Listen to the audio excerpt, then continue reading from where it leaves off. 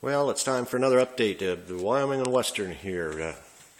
Been doing a bunch of drops on track for the last couple of weeks. It's rather boring, but I did dig out the NCE system and have temporarily hooked it up at one of the locations. I think the location here underneath the Omaha staging level, which will be here, will be where the command station goes. I temporarily hooked up the antenna so I could walk around and start testing the layout.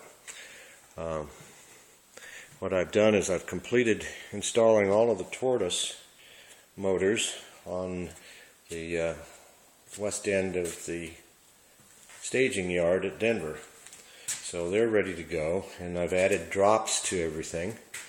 And I had to start doing that, and I have to get the bus in because, as you can see, I've reached the Omaha side of the staging here, and the outside layer of the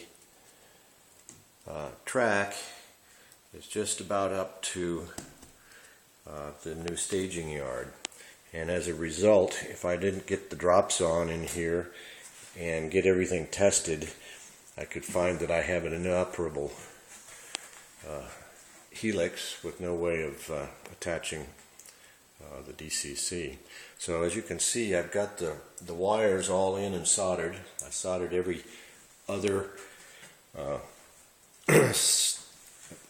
section of flex track.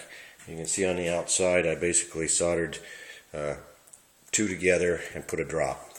So I'll be doing that throughout the layout.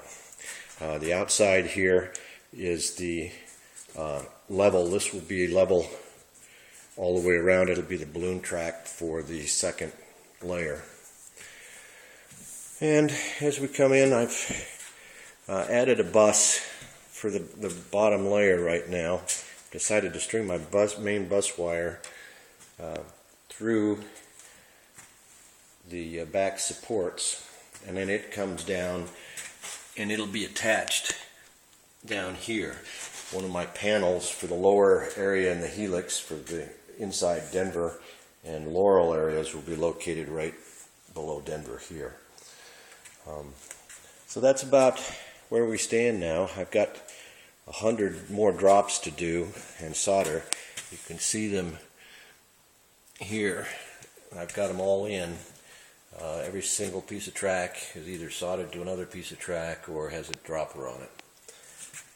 I'm not going to go through what I did on the last layout and then come back and after ballasting find out I don't have any signal anymore. One interesting thing that I have put together, which I didn't use on the last layout, is a little piezo buzzer arrangement. And it's just simply a Radio Shack battery box. You can see it here. And a little piezo buzzer. And I think it's got a couple of AAA batteries in it. And then I hooked it up with a couple of alligator clips. And you simply put that on the track as you're adding your drops to your bus. And then if you happen to come to get something to short it, if you happen to wire the bus wrong, the wrong wires, like I'm doing here, it'll give you a nice buzz, and you know you did it wrong. So I've been using that, and so far so good. Well, that's about it for now.